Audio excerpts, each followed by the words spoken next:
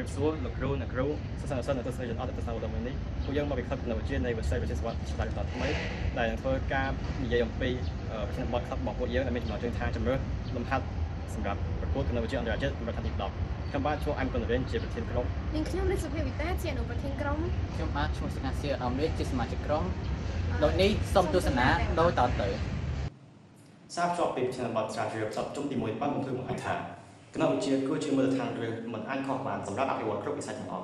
់កម្មវិធីផលិតគណិតវិទ្យាអន្តរជាតិ IMO គឺជាវេទិកាកំពូលដែលផ្ដល់ឱកាសឲ្យសិស្សវិទ្យាល័យបង្ហាញសមត្ថភាពនិងជាកន្លែងដែលអ្នកអភិវឌ្ឍបច្ចេកវិទ្យាស្វែងរកបុគ្គលឆ្នើមមកដោះស្រាយបញ្ហាវិទ្យាសាស្ត្រស្មុគស្មាញការសិក្សាស្រាវជ្រាវអំពីប្រព័ន្ធជ្រើសរើសនិងវិញ្ញាសារបស់ប្រទេសខាងត្បូងក្នុងកម្មវិធី IMO គឺជាយុទ្ធសាស្ត្រដ៏សំខាន់សម្រាប់សិស្សនិស្សិតកម្ពុជាក្នុងការដកស្រង់បទពិសោធន៍រៀនសូត្រនិងអភិវឌ្ឍសមត្ថភាពខ្លួនឯងឲ្យទាន់កម្រិតស្តង់ដារពិភពលោកហើយនេះក្រុមខ្ញុំបានសម្រេចចិត្តស្វែងរកវិញ្ញាសាប្រឡងជម្រើសជាតិ IMO ពីប្រទេសចំនួន7ដែលក្នុងប្រកាសគណិតវិទ្យាយកទៅចងក្រងកាត់បានជាសៀវភៅមួយដើម្បីជាធនធានអក្សរជំនាន់ក្រោយរៀនសូត្រនិងស្វែងសិក្សាខ្លួនឯងយើងចូលមកដល់គោលបំណងនៃការស្រាវជ្រាវដោយគោលបំណងនៃការស្រាវជ្រាវរបស់ពួកយើងគឺទី1គឺយើងរកវិញ្ញាសាចម្រុះ IMO នៅប្រទេសដែលខ្លាំងប្រកែកខាងគណិតវិទ្យាព្រមទាំងកំណែជាភាសាខ្មែរហើយទី2យើងច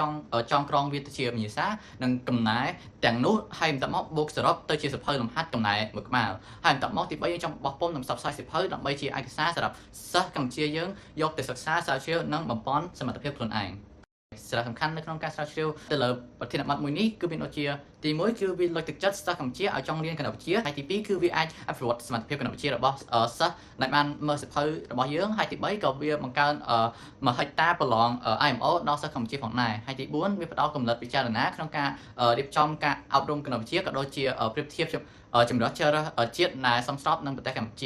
ាហើយទី5គឺយល់ដឹងអំពីកម្រិតលំបាកនិងចំណេះដឹងគណិតវិទ្យារបស់ JLP IMO នៅក្នុងការប្រកួតចែងចម្រុះនៅប្រទេសរបស់ពួកគេអញ្ចឹងឥឡូវយើងចូលមកដល់សំណួរស្រាវជ្រាវដោយសំណួរដែលពួកយើងបានលើកឡើងមកដើម្បីស្រាវជ្រាវគឺមានដូចជាទី1តើលំហាត់វិញ្ញាសានៃកម្មវិធីប្រឡងចម្រុះជាតិ IMO ពីប្រទេសខ្លាំងប្រការគណិតវិទ្យាមានទំនុកម៉ាត់ណាទី2តើសៀវភៅយើងត្រូវមានលក្ខណៈអ្វីខ្លះដើម្បីមានគុណភាពនិងប្រសិទ្ធភាពខ្ពស់បំផុតទី3តើយើងគួររៀបចំសៀវភៅដូចម្ដេចដើម្បីឲ្យអ្នកអានងាយប្រើប្រាស់និងងាយយកខ្លឹមសារហើយទី4តើការផលិតសៀវភៅនេះត្រូវមានការធនធានអ្វីខ្លះដើម្បីងាយស្រួលក្នុងការស្រាវជ្រាវក្លឹបយើងខ្ញុំប្រើប្រាស់នូវសម្ភារៈស្រាវជ្រាវផ្សេងៗដូចជាកុំព្យូទ័រសៀវភៅយោ Google Chrome Browser ឯកសារនៅតាមប្រព័ន្ធអ៊ីនធឺណិតនិងកម្មវិធីសរសេរសៀវភៅដែលគេអាចហៅមួយទៀតថា Microsoft Word ដំណើរការស្រាវជ្រាវរបស់យើងត្រូវបានបែងចែកជា5ដំណាក់កាលដែលដំណាក់កាលទី1របស់យើងគឺជាការកំណត់ប្រទេសនិងកម្មវិធីប្រឡងដែលយកមកស្រាវជ្រាវដំណាក់កាលទី2គឺជាការស្វែងរកវិញ្ញាសានិងបកប្រែទៅជាភាសាខ្មែរដំណាក់កាលទី3គឺជាការសរសេរដំណោះស្រាយលំហាត់វិញ្ញាសាទី1ដំណាក់កាលទី4គឺជាការចងក្រងវិញ្ញាសានិងសរសេរសៀវភៅដែលយើងបានរៀបចំសៀវភៅឲ្យមានទម្រង់បែងចែកជា3ផ្នែកចម្បងដើម្បីឲ្យសម្រួលដល់ការប្រើប្រាស់រួមមានផ្នែកណែនាំព័ត៌មានផ្នែកលំហាត់និងផ្នែកដំណោះស្រាយលំហាត់ដែលមានការបង្កើតវីដេអូពន្យល់នៅក្នុងដែរហើយដំណាក់កាលចុងក្រោយរបស់យើងគឺជាការតុបតែងរចនាសម្ព័ន្ធសៀវភៅឲ្យបានស្អាតព្រមទាំងការធ្វើរចនាក្របសៀវភៅនិងដាក់ចំណងជើងជាលទ្ធផលក្រុមយើងខ្ញុំបានចងក្រងវិញ្ញាសាប្រឡងជម្រើសជាតិ IMO ពីប្រទេសទាំង7ដែលយើងបានស្រាវជ្រាវនៅជំទី1ផលិតចេញជាសៀវភៅមួយក្បាលដែលមានតែលំហាត់សំណួរនិងអត្រាកំណែផុតពីនោះទៅទៀតសៀវភៅរបស់យើងមានការភ្ជាប់នៅវីដេអូពន្យល់លម្អិតក្បោះក្បាយជាមួយដំណោះស្រាយលំហាត់នីមួយៗដើម្បីឲ្យការប្រើប្រាស់សៀវភៅមានប្រសិទ្ធភាពខ្ពស់ងាយប្រើប្រាស់ងាយយល់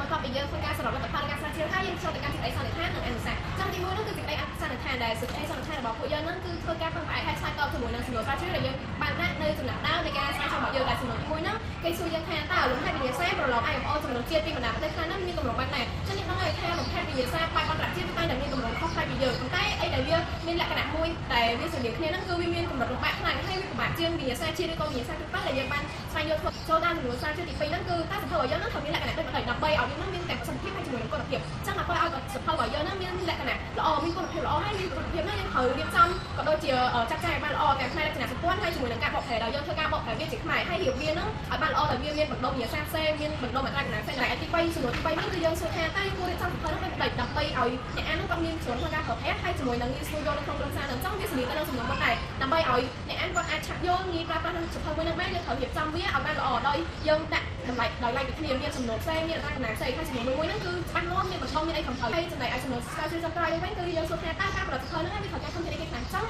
ការផលិតសភៅនីមួយៗហ្នឹងវាទាមទារធនធានច្រើនជាក់ស្ដែងពីក្រុមពួកយើងចង់នៅក្នុងការផលិតសភៅមួយនេះឡើងមកពួកយើងទាមទារធនធានច្រើនមែនតើទាំងពេលវេលាទាំង